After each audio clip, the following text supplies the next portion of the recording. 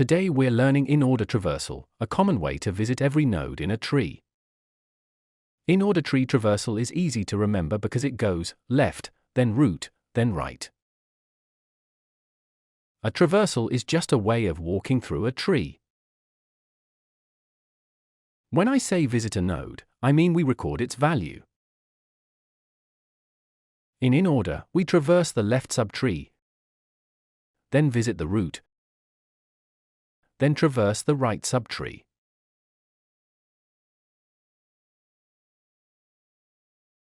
Let's do an in-order traversal on this example tree. Remember, left, root, right. We start at A, but in order we go left first, so we move to B.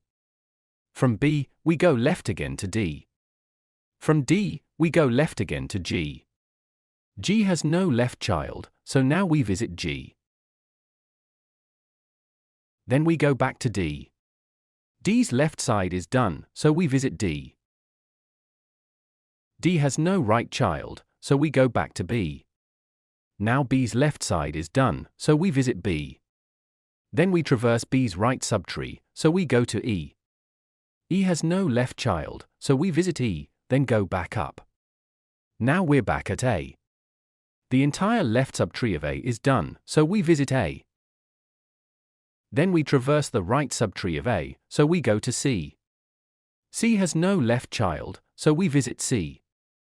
Then we go to C's right child, F. F has no left child, so we visit F. Finally, we go to F's right child, H, and visit H. So the in-order traversal is G, D, B, E, A, C, F, H.